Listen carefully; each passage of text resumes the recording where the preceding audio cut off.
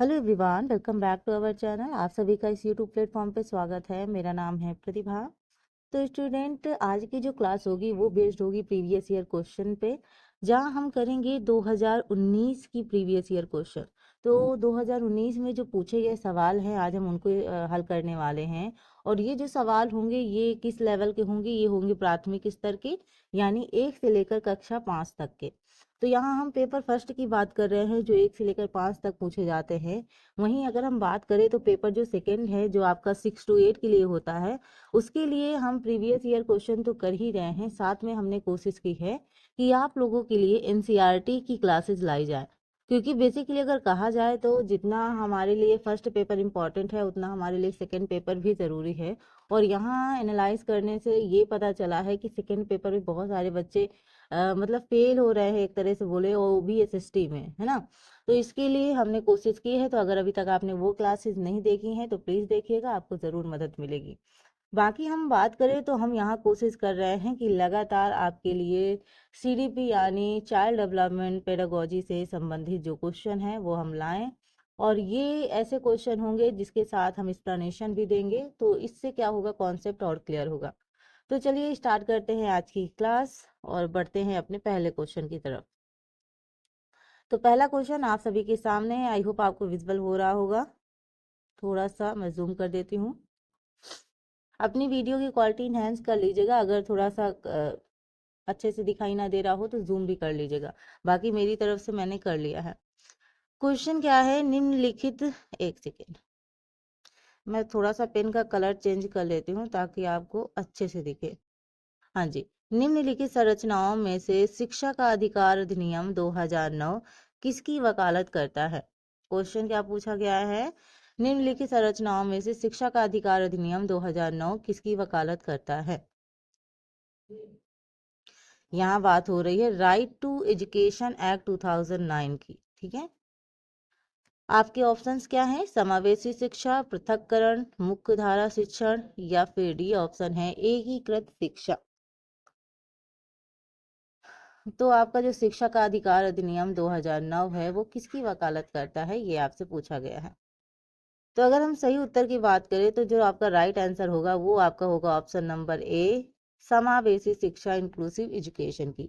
तो यहाँ अगर हम बात करें तो इस अधिनियम के द्वारा समावेशी शिक्षा के अंतर्गत वे सभी बच्चे जो 6 से 14 वर्ष के हैं, कितने वर्ष के, 6 से 14 वर्ष तक की आयु पूरा करते हैं, चाहे वे लाभान्वित समूह वाले हों, दुर्बल वर्ग वाले बच्चे हों, या निःशक्त वाले बच्चे हों, या किसी अधिगम क्षमता वाले बच्चे हों, इनमें सभी जो बच्चे होंगे वो अनिवार्य और निःशुल्क शिक्षा प्राप्त करने का अधिकार रखते हैं।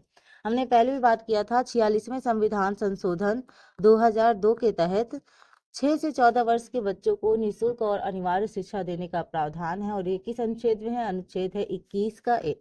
अनुच्छेद क्या है? 21 का ए में शिक्षा का अधिकार के बारे में बात की गई है। तो याद रखिएगा 6 से 14 वर्ष तक के बच्चों को निःशुल्क और अनिवार्य शिक्षा का प्रावधान किया गया है, ठीक है। अगर हम यहाँ पे बात करें दिव्यांगजन की, जो आपको दिव्यांगजन होते हैं उनके अधिकार की अगर हम बात करें तो यहाँ पे 2016 में, कब, 2016 में दिव्यांग बच्चों के लिए 6 से 18, जहाँ हम बात करते हैं वहाँ 6 से 14 है। और अगर हम दिव्यांग की बात कर रहे हैं जिन्हें अभी तक विकलांग कहा जाता था, अब उन्हें दिव्यांग कहा जाता है, तो दिव्यांग के लिए बात करें तो 6 वर्ष से 18 वर्ष की आयु तक मुक्त शिक्षा के अधिकार की व्यवस्था है। तो यहाँ 18 हो जाएगी 14 के बजाय, ठीक है। और अदरवाइज 6 से 14 वर्ष होगी। तो ये आपका राइट आंसर है। नेक्स्ट क्वेश्चन है क्वेश्चन नंबर 2। क्या पूछा गया है कि यह विचारधारा है कि सभी बच्चों को एक नियमित विद्यालय व्यवस्था में समान शिक्षा प्राप्त करने का अधिकार हो, ठीक है। तो यह विचारधारा है कि सभी बच्चों को एक नियमित विद्यालय व्यवस्था में समान शिक्षा प्राप्त करने का अधिकार हो। ऑप्शन है आपके मुख्य धारा शिक्षा, स्पेशल एजुकेशन यानी विशेष शिक्षा, बहुल सांस्कृतिक शिक्षा, या समावेशी शिक्षा। तो इन चार ऑप्शनों में से एक ऑप्शन चूज करना है और बताना है इसका सही उत्तर क्या होगा। यानी सभी बच्चों को एक नियमित विद्यालय व्यवस्था में समान शिक्षा प्राप्त करने का अधिकार हो, ये किसे कहा जाता है? तो अगर हम सही उत्तर की ओर बढ़ें तो इसका जो राइट आंसर होगा वो होगा आपका option number D, inclusive education. तो यहाँ पे देखो जो समावेशी शिक्षा है, ये समावेशी शिक्षा में क्या होता है कि बच्चों को एक नियमित विद्यालय व्यवस्था में समान शिक्षा प्राप्त करने का अधिकार होता है। तो जैसे हमने बात की निशुल्क, निशुल्क मतलब जहाँ आपके एक भी पैसे ना लग रहे हों, और अनिवार्य शिक्षा का जो अधिकार है अधिनियम जिसकी अभी मैंने बात की 2009 में, क्या है कि प्रारंभिक शिक्षा में सभी बच्चों के समावेशन और समता के सिद्धांतों पर आपको क्या करना है, भेदभाव नहीं करना है। तो यहाँ अगर हम बात करें, वो चाहे विशिष्ट बच्चा हो चाहे वो सामान्य बच्चा हो, एक साथ शिक्षा ग्रहण करता है समावेशी शिक्षा में। ठीक है, याद रखिएगा।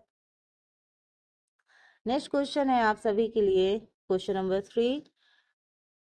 अ टीचर शुड, यानी एक शिक्षक को चाहिए कि, ऑप्शंस है आपके, वह विशेष संस्कृतियों समुदाय के बच्चों को बढ़ावा दे, ठीक है, यानी प्रमोट करे। ये विद्यार्थियों के बीच सांस्कृतिक विभिन्नताओं तथा विविधता की अनदेखी करे, यानी इग्नोर करे उनके कल्चर डिफरेंसेस को, डाइवर्सिटी को। तीसरा है आपका, यह संप्रेषित करे कि वह कक्षा कक्ष में सभी संस्कृतियों का सम्मान करते हैं एवं महत्व देते हैं। ठीक है, यानी हम हर एक communicate that see respect and value all culture in the classroom. And दो 4 है आपका, यह विद्यार्थियों के बीच तुलना को अधिकतम कम करे। तो इन 4 ऑप्शनों में से कौन सा ऐसा ऑप्शन है जो सही है? एक टीचर को चाहिए कि, तो यहाँ जो आपका सही उत्तर होगा वो होगा आपका ऑप्शन नंबर सी, यानी यह संप्रेषित करे कि वह कक्षा कक्ष में सभी संस्कृतियों का सम्मान करते हैं एवं महत्व देते हैं। तो यहाँ बात कर रहे हैं कम्युनिकेट दैट सी रिस्पेक्ट, ठीक है, and value all culture in the classroom.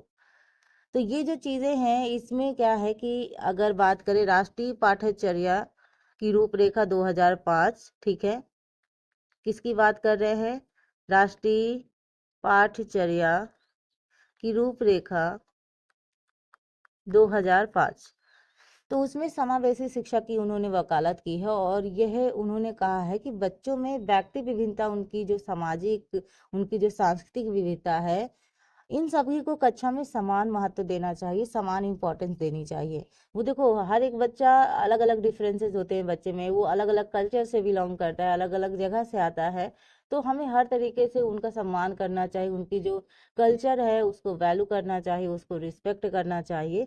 तो ये जो सारी चीज़ें हैं ये काफ़ी इंपॉर्टेंट होती हैं। इसमें चाहे भाषा के रूप में हो, चाहे जिस भी तरीके से हो, किसी भी तरीके से हम उनके साथ भेदभाव नहीं कर सकते। ठीक है, तो ऑप्शन नंबर जो सी है, देखो यहाँ सीटेट में जब भी आप प्रश्न सॉल्व करोगे तो 2 चीजें याद रखना। एक तो जैसे आप प्रश्न सॉल्व करोगे तो 2 ऑप्शन ऐसे होंगे जो आपको लगेगा नहीं ये भी सही है, नहीं ये भी सही है, बट सीटेट में हमें वो ऑप्शन चूज करना होता है जो सबसे बेस्ट होता है ना। जैसे मान लो 2 लोग बेस्ट है, ठीक है, तो उसमें एक तो ऐसा होगा जो उससे भी बेस्ट होगा, तो हमें उससे चूज करना पड़ता है। तो इसका याद रखिएगा, यहाँ पे यही थोड़ा सा गड़बड़ हो जाती है बच्चों से, है ना। नेक्स्ट क्वेश्चन है, बच्चे प्रभावी रूप से सीखते हैं जब, बच्चे प्रभावी रूप से सीखते हैं जब कब? वे पाठ पुस्तक में दिए गए तथ्यों को याद करते हैं, वे श्याम पट्ट पर अध्यापक के द्वारा लिखे गए उत्तरों की नकल करते हैं, वे विभिन्न गतिविधियों एवं कार्यों में सक्रिय रूप से भाग लेते हैं, या ऑप्शन नंबर डी है, शिक्षक कक्षा में होने वाली सभी घटनाओं व बच्चों के पूर्ण रूप से नियंत्रित करता है। तो यहाँ पे मतलब कंट्रोल करते हैं एक तरीके से। तो इसका जो उत्तर होगा वो क्या होगा? Question number 4। तो यहाँ अगर हम क्वेश्चन नंबर 4 की बात करें तो इसका जो सही उत्तर होगा वो होगा आपका ऑप्शन नंबर सी, यानी वे विभिन्न गतिविधियों एवं कार्यों में सक्रिय रूप से भाग लेते हैं, यानी they actively participate in different activities and task. ठीक है, तो यहाँ पे एक चीज याद रखिएगा, शिक्षण के अगर हम क्रियाशीलता सिद्धांत के अनुसार बात करें तो बच्चे प्रभावी रूप से सीखते हैं, और वो क्या करते हैं, विभिन्न जो एक्टिविटी होती हैं उनके माध्यम से वो ज़्यादा एक्टिव होते हैं और ज़्यादा अच्छे से सीखते हैं। अगर हम बात करें यहाँ पे तो बालक के जीवन की जो प्रमुख विशेषता है, चाहे वो हम मानसिक बात करें या मेंटल, है ना, या हम आप फिजिकल बात करें, तो यही कारण है कि शिक्षा शास्त्री इस बात पर ज़्यादा जोर देते हैं कि बालक के मस्तिष्क और शरीर की क्रियाशील बनाकर ही किसी बात को भली भांति सिखाया जा सकता है। यानी केवल हम ये नहीं कह सकते हैं कि अगर फिजिकल रूप से बच्चा स्ट्रांग है, बच्चा अच्छा है, तो ही उसका अच्छे से विकास होगा। फिजिकल एंड मेंटली दोनों तरीके से वो उसका डेवलपमेंट होना चाहिए, तभी उसका विकास और बेहतर होगा, है ना। तो यहाँ पे अगर वो जो गतिविधियां हो रही हैं, जो एक्टिविटी हो रही है, उसमें एक्टिव रूप से पार्टिसिपेट करेगा, तो वो आगे ज्यादा बढ़ेगा। ठीक है। नेक्स्ट क्वेश्चन है, बच्चों को कक्षा में प्रश्न पूछने के लिए हतोत्साहित करना चाहिए, यानी आप डिस्करेज करोगे कि क्वेश्चन ना पूछे। पूछने की अनुमति नहीं देनी चाहिए, not be allowed to ask. पूछने से रोकना चाहिए, बी स्टॉप फ्रॉम आस्किंग।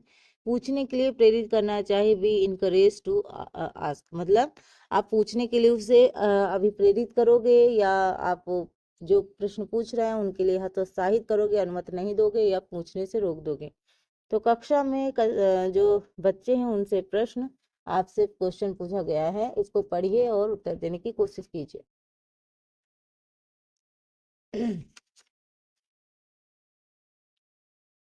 तो यहाँ अगर हम सही उत्तर की बात करेंगे, तो सही उत्तर आपका होगा ऑप्शन नंबर बी।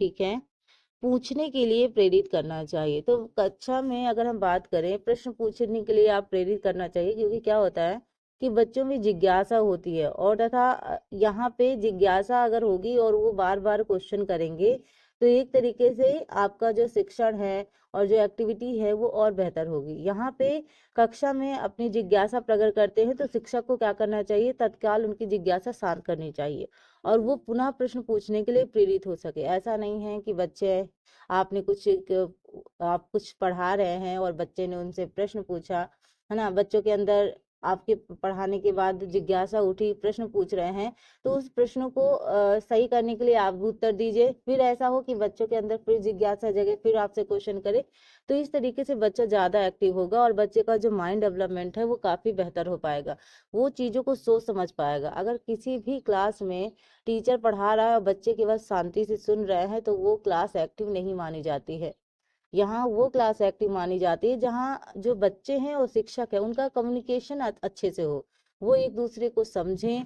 बच्चे प्रश्न पूछे तो जो शिक्षक है उनका आंसर दे, और आराम से आंसर दे, इस तरीके से आंसर दे कि वो और मोटिवेट हो कि हम आगे और क्वेश्चन पूछेंगे। तो ये जो चीजें होती है, ये एक्टिव क्लासरूम की निशानी है, और ऐसे ही क्लासरूम चलेगी तो बच्चे का और विकास होगा। तो right answer is option number D. Next question है आप सभी के सामने। क्वेश्चन क्या पूछा गया है, निम्नलिखित में से कौन सी एक मुख्य प्रक्रिया नहीं है जिसके द्वारा सार्थक अधिगम घटित होता है। तो यहाँ नहीं वाला क्वेश्चन आया है कि एक ऐसी प्रक्रिया जिसके द्वारा सार्थक अधिगम घटित होता है, वो नहीं है, वो आपको बताना है। कौन सी ऐसी प्रक्रिया नहीं है जिसके द्वारा सार्थक अधिगम घटित होता है। ऑप्शंस हैं आपके, पुनरावृत्ति एवं अभ्यास, रिपीटेशन एंड प्रैक्टिस, निर्देश एवं संचालन, अगर हम बात करें अन्वेषण एवं पारस्परिक क्रिया, और डी है कंठस्थीकरण एवं स्मरण, मेमोराइजेशन एंड रिकॉल। तो यहाँ आपका जो सही उत्तर होगा वो क्या होगा।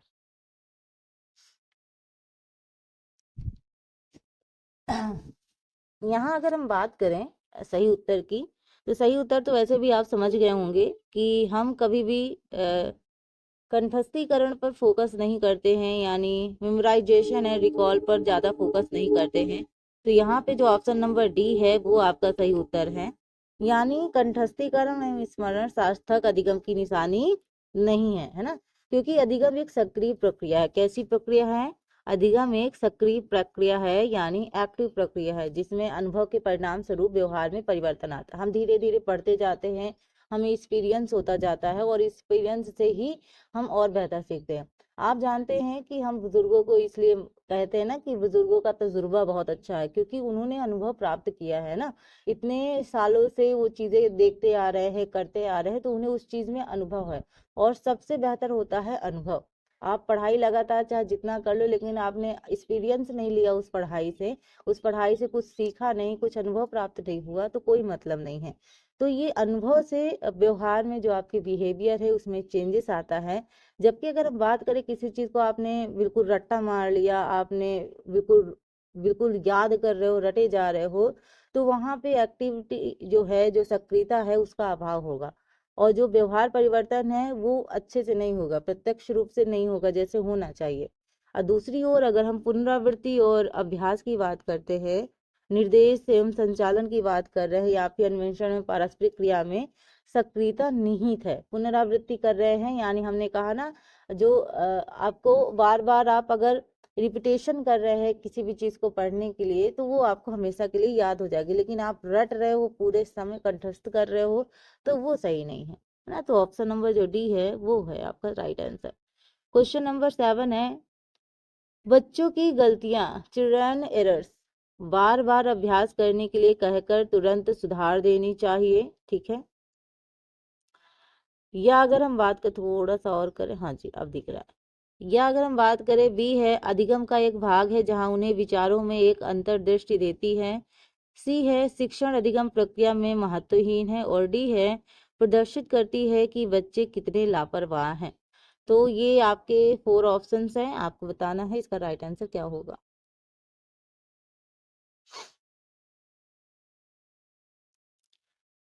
तो यहाँ अगर हम बात करें सही उत्तर की, तो सही उत्तर होगा आपका ऑप्शन नंबर बी, यानी अधिगम का एक भाग है जहाँ उन्हें विचारों में एक अंतर्दृष्टि देती है, यानी पार्ट ऑफ लर्निंग एंड और give in inside into their thinking.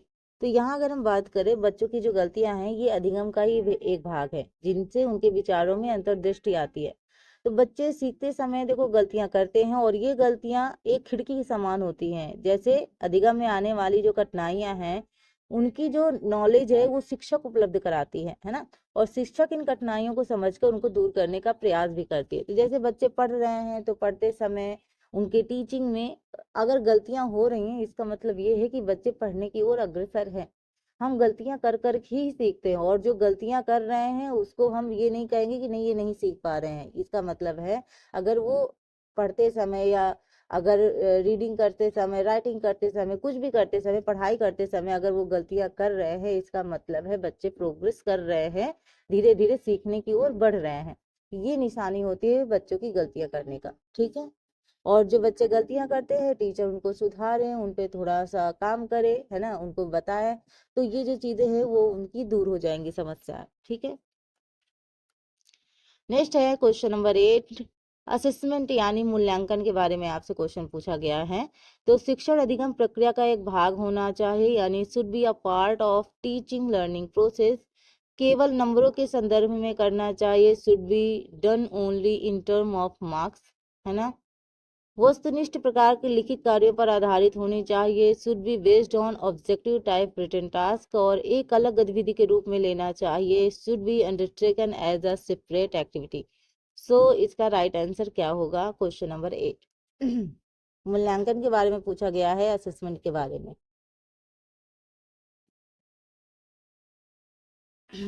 तो यहाँ पे देखिए, जो इसका सही उत्तर होगा वो होगा ऑप्शन नंबर पहला, कि should be a part of teaching learning process, यानी शिक्षण अधिगम प्रक्रिया का एक भाग होना चाहिए।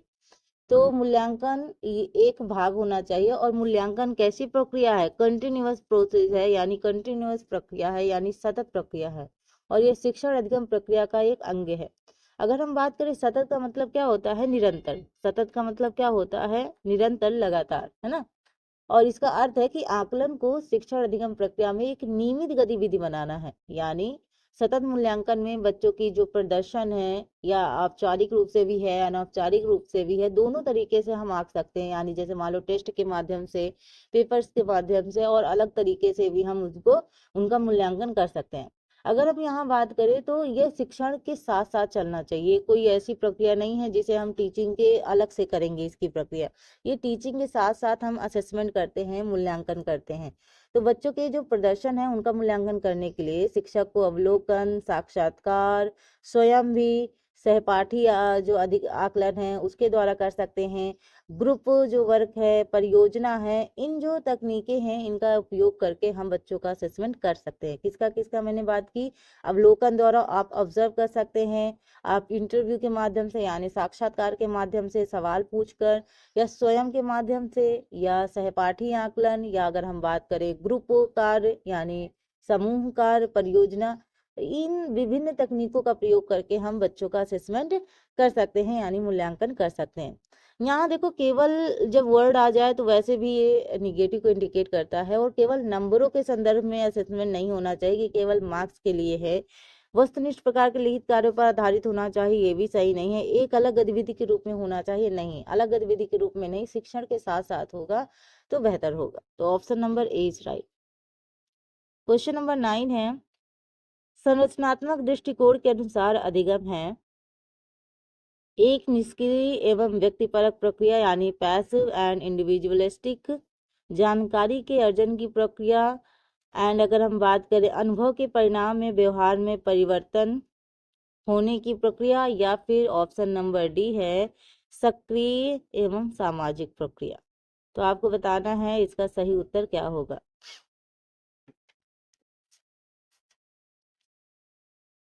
तो इसकी अगर हम सही उत्तर की बात करेंगे तो इसका जो सही उत्तर होगा वो होगा आपका option number D, active and social in its. ठीक है, तो यहाँ पे अगर हम बात करिए एक सक्रिय एवं सामाजिक प्रक्रिया है, तो संरचनावादी दृष्टिकोण के अनुसार अधिगम क्या है, एक सक्रिय और सामाजिक प्रक्रिया है। अगर हम बात करें यहाँ पियाजे के बारे में, तो जो पियाजे महोदय जी हैं, किनके बारे में हम बात कर रहे हैं, एक सेकेंड रुको। अगर हम यहाँ पियाजे महोदय जी की बात करें, जिन्होंने कॉग्निटिव डेवलपमेंट थ्योरी दी है, यानी संज्ञानात्मक विकास सिद्धांत दिया है, उनके अनुसार ज्ञान अधिगमकर्ता द्वारा सक्रिय रहकर सृजन किया जाता है, ना कि निष्क्रिय रहकर, है ना। तो यहाँ पे एक तरीके से, और वहीं अगर हम वाइगोस्की जी की बात करेंगे, वहीं हम किसकी बात करेंगे, वाइगोस्की जी की बात करेंगे, तो इन्होंने सोशल कल्चर थ्योरी दी है, यानी सामाजिक सांस्कृतिक सिद्धांत दिया है। तो यहाँ पे उनके अनुसार समाज रचनावाद से प्रभावित संज्ञानात्मक विकास पर कार्य किया है, जिसमें क्या है कि व्यक्तिगत रूप से सामाजिक अंतरक्रिया द्वारा, यानी बच्चे जब सोशली रूप से एक दूसरे से इंटरेक्शन करते हैं, एक दूसरे से बातचीत करते हैं, उसके माध्यम से बच्चे का जो ज्ञान होता है उसका निर्माण होता है। तो यहाँ पे जो जीन पियाजे जी हैं, उन्होंने बच्चों के संज्ञानात्मक विकास पर जोर दिया, और संज्ञानात्मक विकास में ही अगर हम बात करें तो जो वाइगोस्की महोदय जी हैं, उन्होंने समाज पर महत्व ज्यादा दिया है। यानी एक तो भाषा होती है जो उनके इंटरेक्शन का एक टूल है, उनका एक माध्यम है बातचीत करने का, और वहीं अगर हम बात करें तो उन्होंने संस्कृति और समाज पर ज्यादा फोकस किया है। और इसी के इनकी थ्योरी भी अगर आप पढ़ेंगे ना, तो आप देखेंगे कि इन्हीं के बारे में इन्होंने डिटेल में बात की है। और ये ऐसे दो मनोवैज्ञानिक है जहाँ से सीटेट हर बार क्वेश्चन पूछता है। ये सभी को पता है कि सीटेट हर बार यही से क्वेश्चन पूछता है, फिर भी हम गलतियां करते हैं। तो गलतियां ना हो इसके लिए मैंने ऑलरेडी जीन पियाजे एंड वाइगोस्की के बारे में डिटेल से बात की है, तो आप वो वीडियो जरूर देखिएगा, आपका जो यहाँ से चीजें हैं वो और क्लियर हो जाएंगे। फिलहाल हम बात करते हैं, तो हमने यहाँ पे एक तरीके से बात की सक्रिय एवं सामाजिक प्रक्रिया की। ठीक है, नेक्स्ट क्वेश्चन है क्वेश्चन नंबर 10। इसका केवल मैंने इंग्लिश में दिया है, हिंदी में नहीं दिया है, तो हिंदी में कर देती हूँ। When teachers have positive beliefs about student and their abilities the student, यानी जब शिक्षक को विद्यार्थियों में उनकी योग्यताओं के बारे में सकारात्मक विश्वास होता है तब विद्यार्थी। तो मैं इसका हिंदी में ट्रांसलेट कर रही हूँ, आप सुनिएगा, क्योंकि शायद हिंदी में टाइपिंग मिस हो गई है। When teachers have positive beliefs about student and their abilities the student, तो अगर हम बात करें, यहाँ क्वेश्चन पूछा जा रहा है कि जब शिक्षक को विद्यार्थियों एवं उनकी योग्यताओं के बारे में सकारात्मक विश्वास होता है तब विद्यार्थी, ऑप्शंस है आपके, निश्चिंत हो जाते हैं तथा सीखने के लिए किसी भी तरह का प्रयास करना बंद कर देते हैं। आपका बी ऑप्शन है, का उत्साह भंग हो जाता है तथा वे दबाव में आ जाते हैं, किसी भी रूप में प्रभावित नहीं होते। और डी ऑप्शन है, सीखने के लिए उत्सुक एवं प्रेरित होते हैं या प्रेरित रहते हैं। तो ये आपको बताना है इसका राइट आंसर क्या होगा।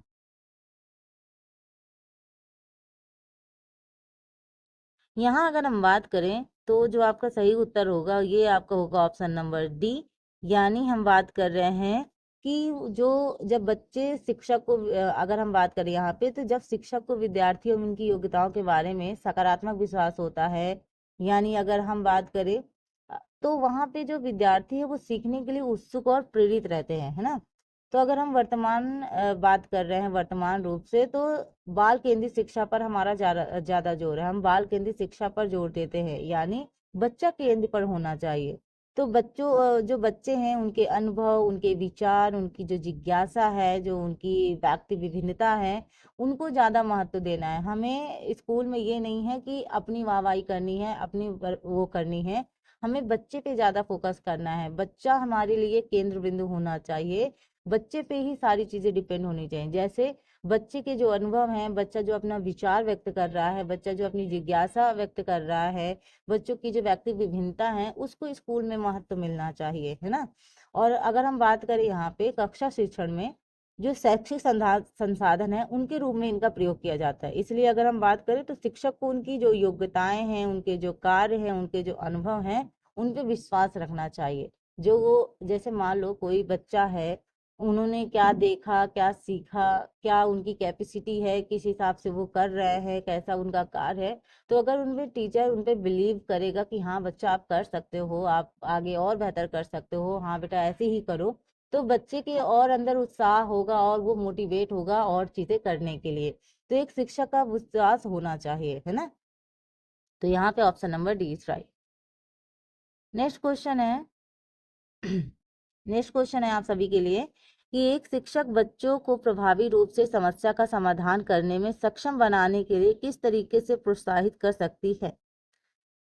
थोड़ा सा इसको छोटा कर देती हूँ ताकि और क्लियर दिखे। हाँ जी, आपके ऑप्शंस हैं पाठ्य पुस्तक से एक ही प्रकार के प्रश्नों के उत्तर के अभ्यास के लिए पर्याप्त मात्रा में अवसर प्रदान करके, बी है पाठ्य पुस्तक में दी गई सूचनाओं के कंठस्थीकरण करने पर बल देकर, सी है बच्चों को समस्या के बारे में सहजानुभूत अनुमान लगाने एवं बहुविकल्पों को देखने के लिए प्रोत्साहित करके, और डी है पाठ्य पुस्तक के सभी प्रश्नों के व्यवस्थित तरीके से समाधान लिखकर। तो इन चारों ऑप्शनों में से कौन सा ऐसा ऑप्शन है जो सही है, यानी एक शिक्षक बच्चों को प्रभावी रूप से समस्या समाधान करने में सक्षम बनाने के लिए किस तरह से प्रोत्साहित कर सकती है, ये आपसे क्वेश्चन पूछा गया है।